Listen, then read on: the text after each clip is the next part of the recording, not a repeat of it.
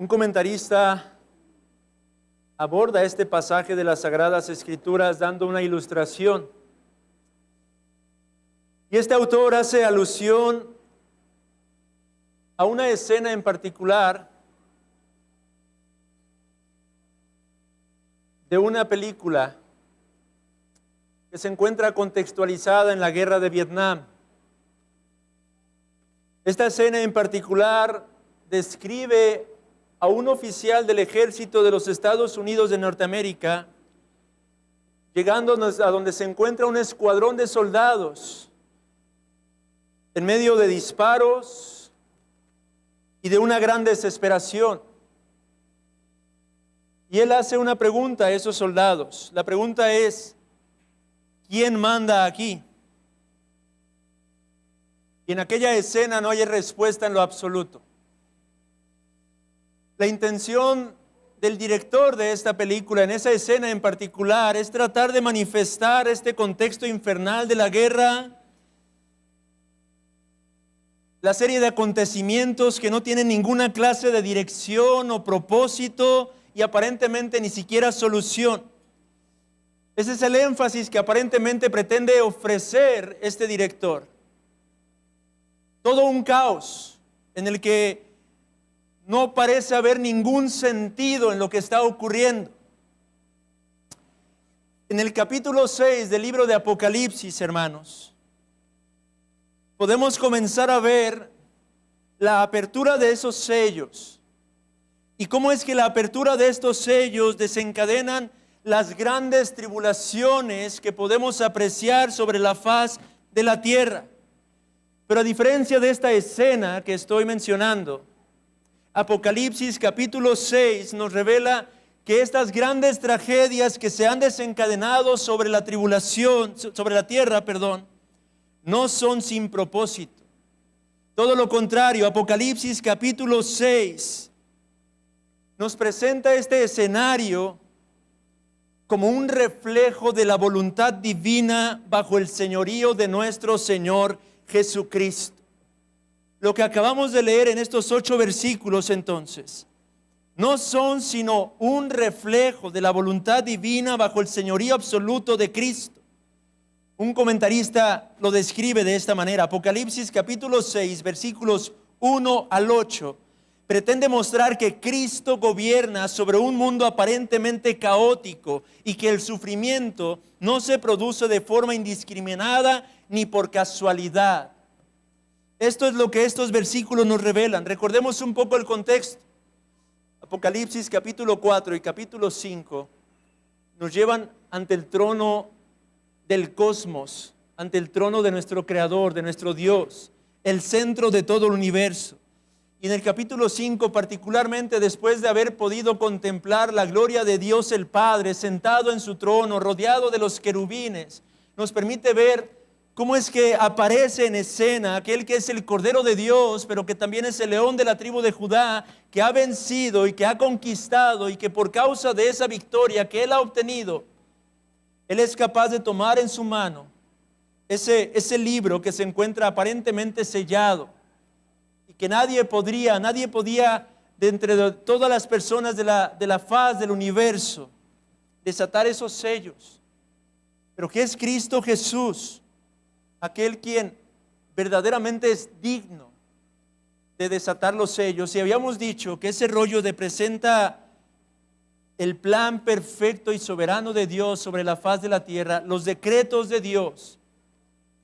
De manera que cuando Cristo Jesús toma en su mano este rollo, Él recibe el poder y la autoridad para revelar y ejecutar los planes y propósitos divinos.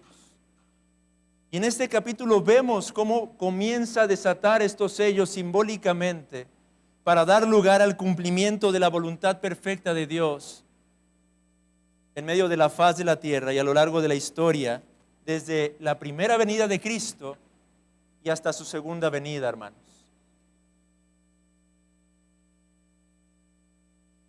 De manera que en este capítulo 6, hermanos, encontramos particularmente en los 8 versículos que hemos leído ya, el momento en el que se desatan los 4 primeros sellos. Y es lo que vamos a meditar el día de hoy. Posteriormente, en los versículos 9 al 11, el quinto sello es desatado. Y en los versículos 12 al 17, el sexto sello es desatado. Y con cada una de estas acciones de parte de nuestro Señor Jesucristo, se nos comienzan a presentar diversas perspectivas. En estos primeros 8 versículos, digamos que el Espíritu Santo está dirigiendo a Juan a contemplar los acontecimientos que estarían teniendo lugar sobre la faz de la tierra. Y posteriormente, el Espíritu Santo lo dirige a contemplar la condición de la iglesia en el estado, no de la plena gloria, pero sí ya en la presencia del Señor. Y finalmente, con el sexto sello, el Espíritu Santo va a apuntar a Juan, el apóstol, a contemplar una serie de acontecimientos que tendrán lugar en la segunda venida de nuestro Señor Jesucristo. Así que el día de hoy, hermanos, estos eventos descritos en los primeros 8 versículos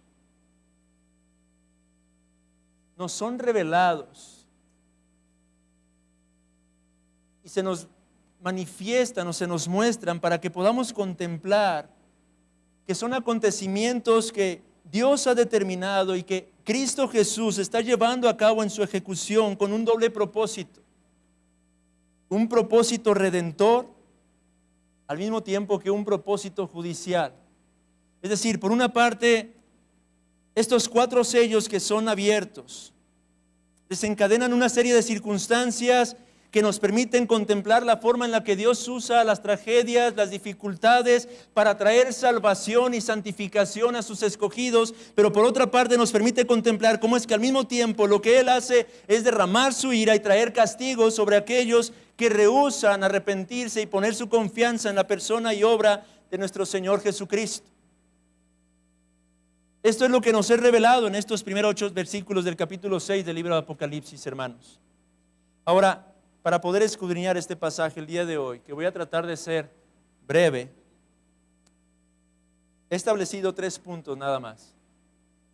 En primer lugar, vamos a ver el marco veterotestamentario de esto que es conocido como los 4 jinetes del Apocalipsis. En segundo lugar, vamos a escudriñar el significado de cada uno de estos jinetes del Apocalipsis a la luz del Nuevo Testamento. Y en tercer lugar, vamos a poder meditar en la relevancia, el alcance y las implicaciones que estos 4 jinetes del Apocalipsis traen para nuestras vidas aún en estos momentos, hermanos. Así que en primer lugar, me gustaría que escudriñemos o que veamos brevemente un par de pasajes en el Antiguo Testamento que nos proveen un claro entendimiento de lo que está ocurriendo en este pasaje del libro de Apocalipsis con respecto a estos 4 jinetes del Apocalipsis. Vayamos primeramente al libro del profeta Zacarías. Libro del profeta Zacarías, capítulo 6. Pueden encontrarlo ustedes ahí yendo a el inicio del Nuevo Testamento y retrocediendo para que lleguen más pronto al libro del profeta Zacarías. En el capítulo número 6,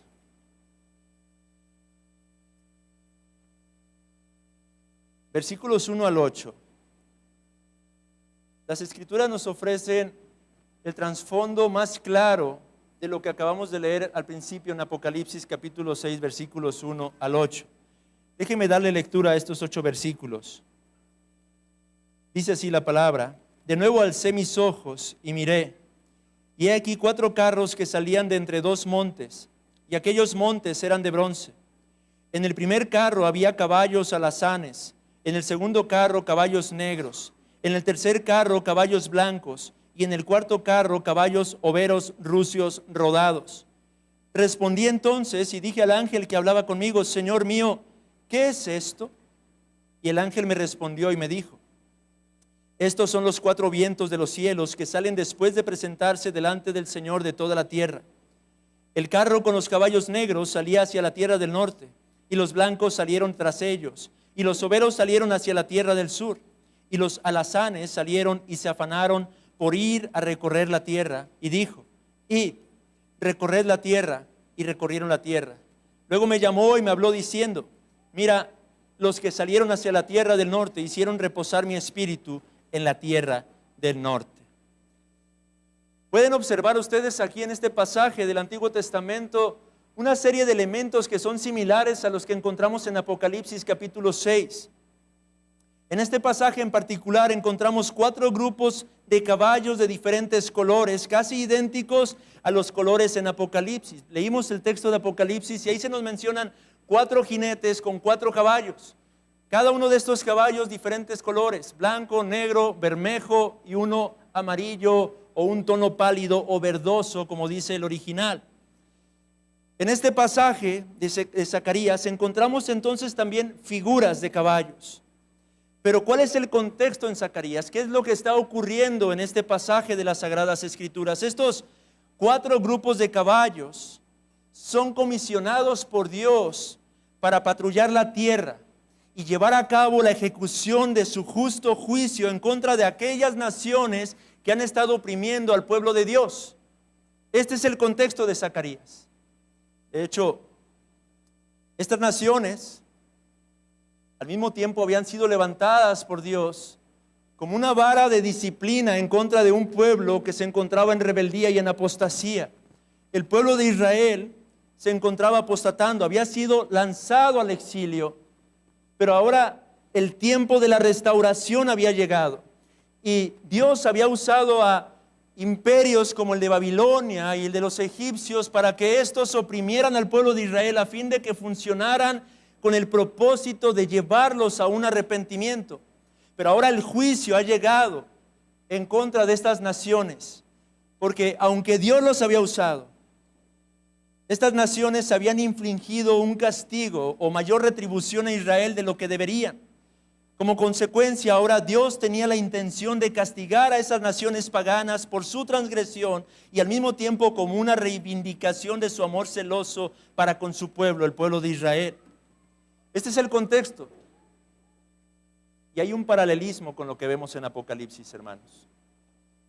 Dice un autor llamado G.K. Beale: por lo tanto, los caballos en Apocalipsis 6, del 1 al 8, significan que los desastres naturales y políticos en todo el mundo son causados por Cristo para juzgar a los incrédulos que persiguen a los cristianos y para vindicar al mismo tiempo a su propio pueblo. Tal vindicación demuestra su amor por ellos y su justicia, y puede que ya sea una respuesta anticipada al clamor que veremos en otro sermón, en los versículos 9 al 11 de Apocalipsis, en donde encontramos a los santos que nos han anticipado, que nos han antecedido, clamando ante la presencia del Señor. Este texto de Zacarías entonces nos permite comenzar a comprender que los caballos son unas figuras para representar juicio de parte de Dios. Otro pasaje del Antiguo Testamento lo encontramos en el libro del profeta Ezequiel ahora. Ezequiel capítulo 14.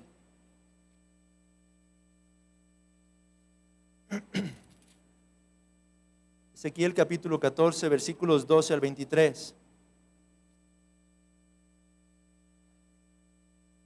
Particularmente quiero que dirijan su atención al versículo 21. Dice ahí el texto: por lo cual, así ha dicho Jehová el Señor: ¿cuánto más cuando yo enviare contra Jerusalén mis 4 juicios terribles, espada, hambre, fieras y pestilencia, para cortar de ella hombres y bestias? Estas palabras son casi idénticas a las que encontramos en el versículo 8 de Apocalipsis capítulo 6. Vaya a Apocalipsis 6 ahora, versículo 8. Y observe lo que dice ahí el texto.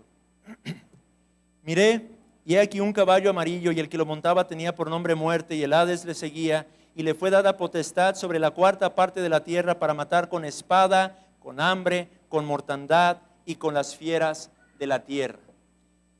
Son exactamente los mismos elementos que se mencionan en Ezequiel y en Apocalipsis capítulo 6, versículo 8.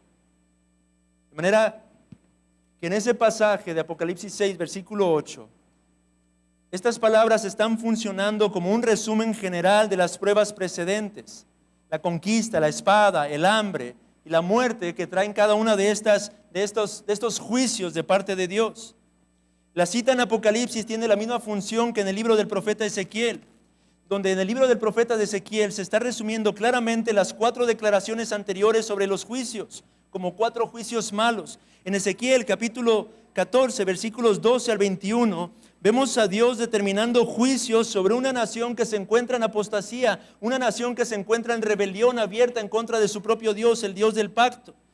En Ezequiel capítulo 14 leemos acerca de los diferentes juicios que Dios emplearía sobre el pueblo de Israel para que éste se arrepintiese. Habla de hambre, habla de fieras, habla de espada, habla de plagas o muertes en el versículo 19. El punto en Ezequiel es que todos los israelitas sufrirían pruebas de persecución a causa de su idolatría desenfrenada. Ahora una vez más cito al comentarista G.K. Beale. El propósito de las pruebas, dice él en Ezequiel, es castigar a la mayoría incrédula en Israel mientras se purifica el remanente justo. El mismo propósito dual de las pruebas probablemente esté en mente en Apocalipsis capítulo 6, excepto que ahora la comunidad de la iglesia es el centro en lugar de Israel. Los fieles serán purificados, pero aquellos que se comprometan por la idolatría y se vuelvan desleales a Cristo serán juzgados por las mismas tribulaciones. Sin embargo, la esfera de estas calamidades se extiende mucho más allá de las fronteras de la iglesia hacia el mundo entero, como lo han demostrado los pasajes de Zacarías, y que tienen la misma referencia universal en Ezequiel capítulo 14, versículo 23.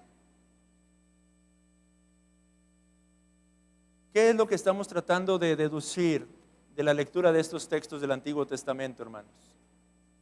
Lo que estamos tratando de obtener entonces es cuál es la correcta interpretación de estos caballos en el Apocalipsis capítulo 6 y sus jinetes.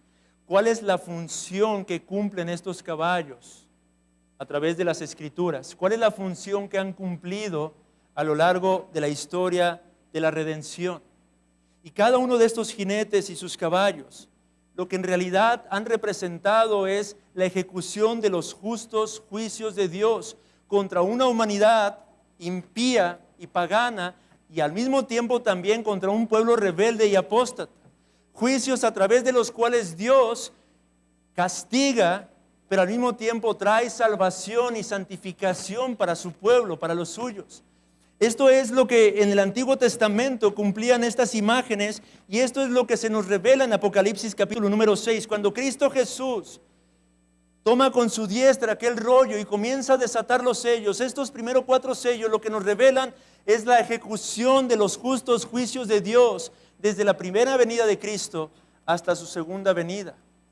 Lo que nos revelan estos 4 jinetes entonces es la forma en la que Dios ha ordenado y establecido tratar con una humanidad rebelde, al mismo tiempo que se encarga de traer a su pueblo por medio de esas tribulaciones a la salvación y los santifica cuando ya han llegado a conocer a Cristo, hermanos.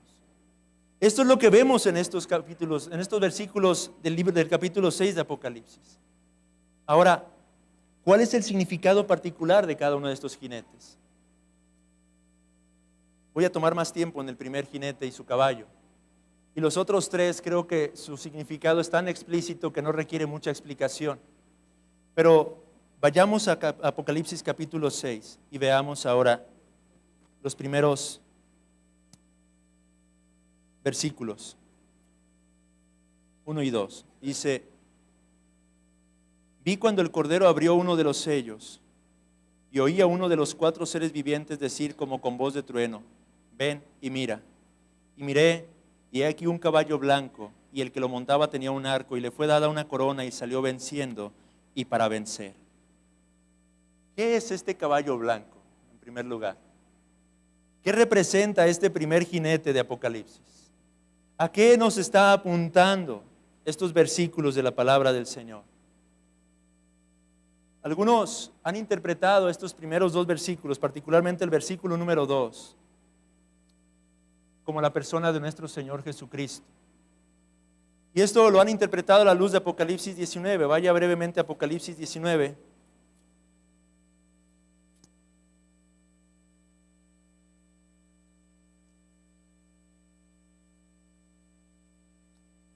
Versículo 11 dice: entonces vi el cielo abierto, y he aquí un caballo blanco, y el que lo montaba se llamaba Fiel y Verdadero, y con justicia juzga y pelea.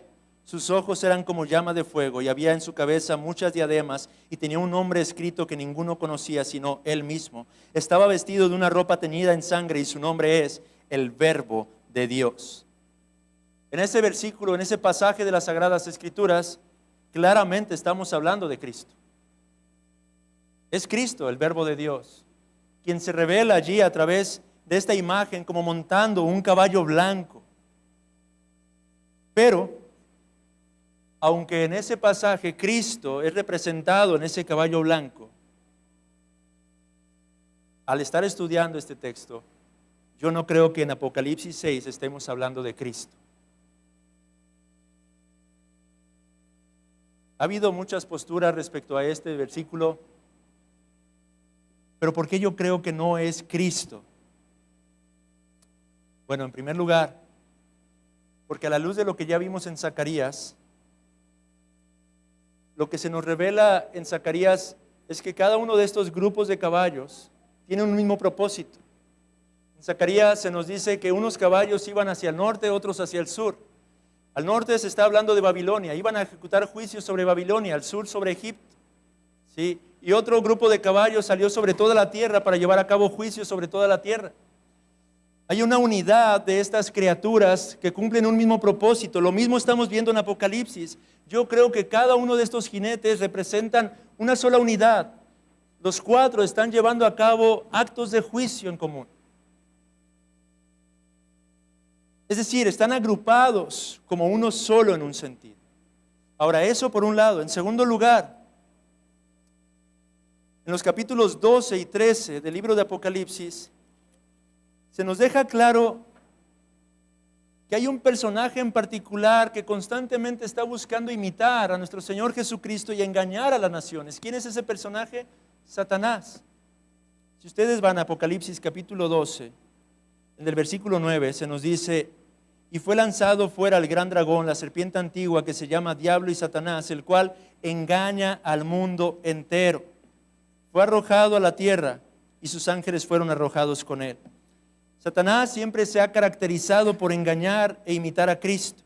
En el capítulo 13 de Apocalipsis, versículo 3, vemos también, hablando de una de las bestias: vi una de sus cabezas como herida de muerte, pero su herida mortal fue sanada y se maravilló toda la tierra en pos de la bestia. Este versículo está hablando acerca de una especie de engaño de parte de Satanás, de los demonios, para confundir a las personas. Versículo 5. Se nos dice también se le dio boca que hablaba grandes cosas y blasfemias, y ahí se menciona, y se le dio autoridad para actuar 42 meses. Y luego en el versículo número 7, y se le permitió hacer guerra contra los santos y ¿qué? Vencerlos. También se le dio autoridad sobre toda tribu, pueblo, lengua y nación. En esos versículos claramente se está hablando de Satanás, y se nos menciona cómo es que ha recibido cierta potestad, cierta autoridad, incluso para vencer, hacer guerra sobre los santos y aún vencerlos en un sentido. No solo eso, en Apocalipsis capítulo 9, versículo 7, dice la palabra allí: el aspecto de las langostas era semejante a caballos preparados para la guerra. En las cabezas tenían como coronas de oro, sus caras eran como caras humanas. Este versículo está hablando de agentes demoníacos, y son descritos o comparados con caballos, e incluso se menciona que cada uno de estos agentes demoníacos tienen una especie de corona, simbolizando cierta potestad que se les es conferida para que puedan ejecutar sus obras. Por otra parte, en el Nuevo Testamento vemos en los evangelios sinópticos, en el contexto en el que nuestro Señor Jesucristo habla acerca de la tribulación que vendría sobre la tierra tras su partida, la llegada de falsos cristos para engañar antes de la ejecución de esos juicios. De manera que cada uno de estos textos nos permiten ver que no es extraño que en Apocalipsis capítulo 6 se hable de uno de estos agentes demoníacos representado por la figura de un caballo blanco y que sale venciendo y para vencer. Un comentarista entonces dice lo siguiente: este primer jinete representa una fuerza satánica que intenta derrotar y oprimir espiritualmente a los creyentes, ya sea a través del engaño, la persecución o ambos. El primer jinete del Apocalipsis, entonces, hermanos, es ese espíritu demoníaco que está constantemente operando sobre la faz de la tierra, oprimiendo a la humanidad, oprimiendo al pueblo de Dios a través de la persecución, a través de los engaños. Pero más aún, es ese espíritu de conquista y el deseo de dominio que aún los grandes y poderosos de la tierra han ejercido y seguirán ejerciendo constantemente sobre la humanidad y particularmente sobre el pueblo de Dios. Esto es lo que nos está revelando. Es un acto de juicio de parte de Dios que aún vemos en nuestros días sobre la tierra, hermanos. El deseo que brota de los hombres en su estado caído de conquistar y gobernar, que ha estado presente desde la primera venida de Cristo y que estará presente aún hasta la segunda venida de Cristo, hermanos. Es algo que vemos constantemente en medio de nosotros. De manera que este primer jinete de Apocalipsis nos permite contemplar y apreciar el por qué vivimos lo que vivimos en este mundo, hermanos. Líderes corruptos levantándose constantemente, tratando de gobernar tiránicamente a las multitudes. Hombres, mujeres, aferrándose al poder y haciendo lo que sea para llegar a obtenerlo.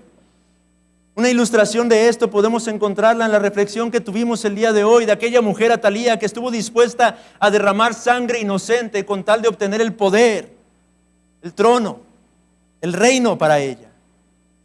Este primer jinete de Apocalipsis entonces nos hace conscientes, hermanos, de la realidad en la que nos encontramos viviendo. Dios ha determinado que esta clase de juicio opere sobre nosotros y siga operando sobre nosotros.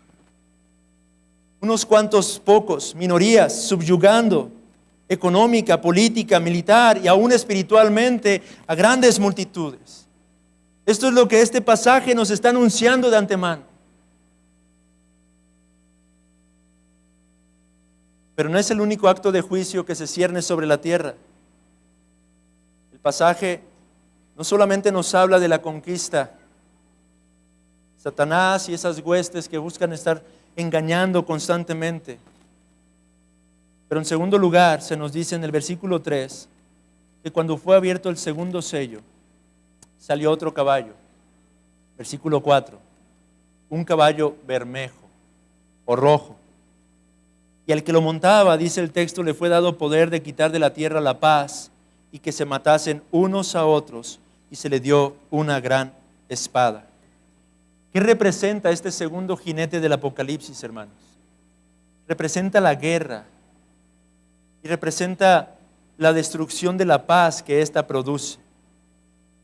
El punto particularmente es que la paz será continuamente quitada. Mateo 24:6, nuestro Señor Jesucristo dijo en ese texto las siguientes palabras: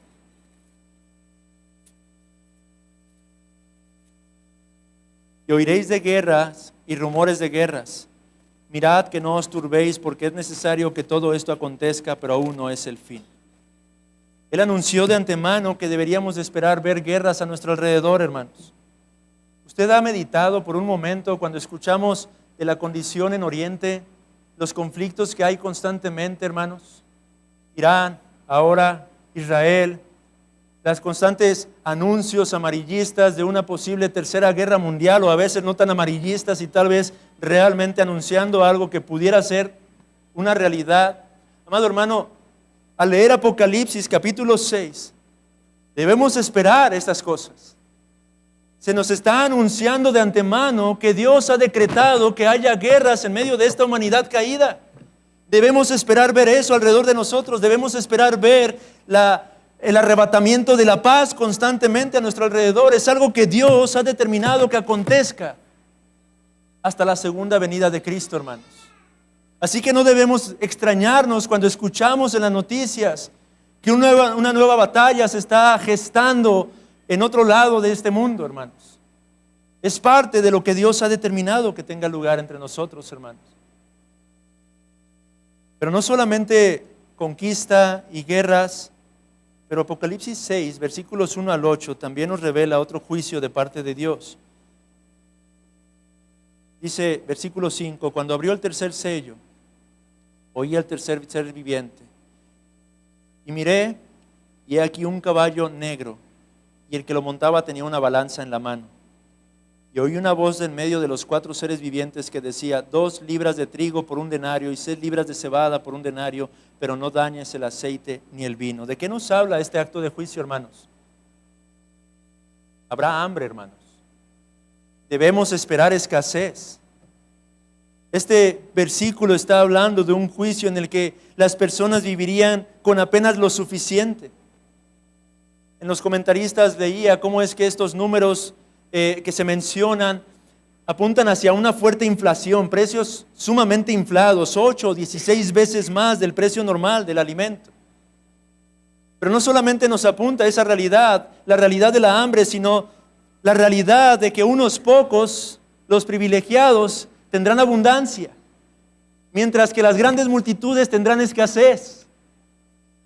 Apenas podrán alimentarse, apenas podrán alimentar a sus familias, mientras que unos cuantos vivirán lujosamente. Esto es lo que nos enseña este tercer acto de juicio, hermanos. Y el cuarto y último, versículos 7 al 8, nos revela a este caballo amarillo, versículo 8, o verde, o pálido, como se puede traducir también. Y el que lo montaba tenía por nombre Muerte, y el Hades le seguía, y le fue dada potestad sobre la 4ª parte de la tierra para matar con espada, con hambre, con mortandad y con las fieras de la tierra. ¿De qué nos habla este último jinete, hermanos? Nos habla de la realidad de las pestes, de las plagas que producen muerte en medio de nosotros, la enfermedad. Es algo que debemos seguir esperando de este lado de la eternidad, hermanos. Muchos traducen esa parte como de muerte como plagas, enfermedades.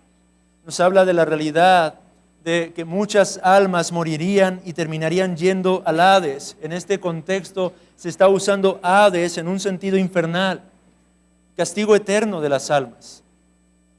Todas estas cosas, hermanos, entonces son anunciadas a través de estos 4 jinetes del Apocalipsis.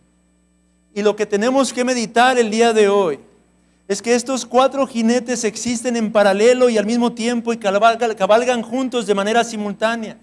La conquista, la guerra, el hambre, la muerte caracterizan la época en la que nosotros vivimos, caracterizaban la época en la que el apóstol Juan ya se encontraba viviendo y seguirán caracterizando nuestros días hasta la venida de nuestro Señor Jesucristo, hermanos. Al leer estos pasajes tenemos que ser conscientes de que no podremos escapar a estas realidades porque es Dios mismo quien los ha decretado. Así que eso es lo primero que tenemos que ser conscientes el día de hoy, hermanos. Estos 4 jinetes de Apocalipsis recuerdan que la conquista, la guerra, el hambre y la muerte serán una realidad en medio de nosotros, hermanos, hasta que no regrese Cristo por segunda ocasión. ¿Y esto en qué nos ayuda, hermanos? Bueno, nos ayuda para ser conscientes, hermanos, de que aún no estamos en la plenitud de las cosas que Cristo Jesús obtuvo a través de su sacrificio. Pero no basta con meditar la realidad de estos acontecimientos. Algo más glorioso aún es que cada uno de estos jinetes del Apocalipsis se encuentra explícitamente bajo el soberano control de nuestro Señor Jesucristo. Y es aquí donde comenzamos a encontrar consuelo. Observe cómo es que en los diversos versículos se enfatiza algo en particular. Vaya al versículo número 2 y observe cómo es que se nos dice de este caballo blanco y el que lo montaba tenía un arco, pero el texto que nos trae consuelo es cuando se menciona y le fue dada una corona. En el versículo número 4 también se nos recuerda exactamente lo mismo. Y se le dio una gran espada a ese caballo bermejo. En el versículo número 6 se nos enfatiza algo cuando el querubín habla con voz de trueno diciendo, pero no dañes el aceite ni el vino. Luego en el versículo 8 se hace un énfasis cuando, si bien es cierto que a este cuarto jinete se le da la capacidad para traer muerte en medio de la humanidad, también se le limita, porque dice, le fue dada potestad sobre la cuarta parte de la tierra. Cada una de estas frases, hermanos, nos llevan a reflexionar en la realidad de que cada uno de estos juicios se encuentran bajo el soberano control de nuestro Dios. Es decir, cada uno de estos jinetes no podrá ser más allá de lo que Dios ha permitido que hagan. Dios está en control de todas estas circunstancias, hermanos. Y si bien es cierto que hemos de encontrar conquista, guerra, hambre, muerte en medio de nuestras vidas, también debemos recordar que Dios está controlando cada uno de esos acontecimientos. Escuchamos acerca de la guerra que está en el oriente en estos momentos. ¿Sabe una cosa, amado hermano? Dios está en control de esos acontecimientos. Y no solamente está en control, sino que Él ha determinado y Él ha decretado cada una de esas situaciones que tienen lugar en este mundo. Y Él las ha decretado, particularmente para cumplir con sus propósitos sabios y santos.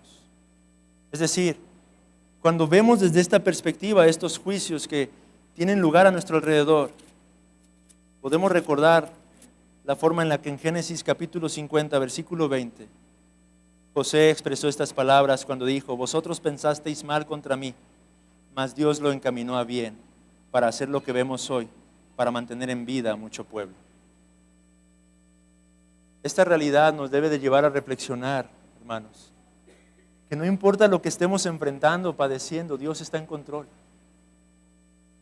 Es Él quien puede llevar todas estas circunstancias y dirigirlas para los buenos propósitos que tiene para bendecir a su pueblo.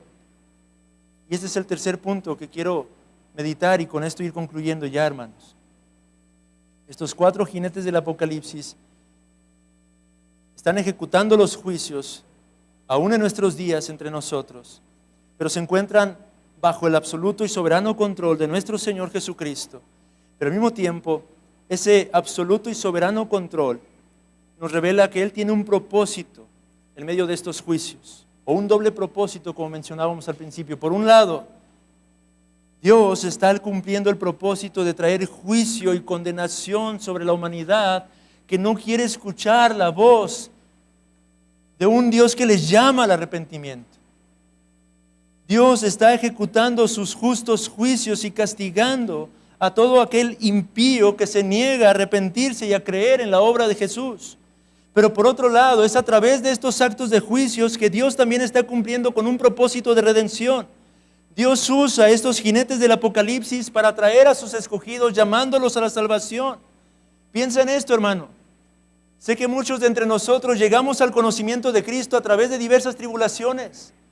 Algunos de nosotros llegamos a través de dificultades, enemistades, en el seno del hogar, en la familia.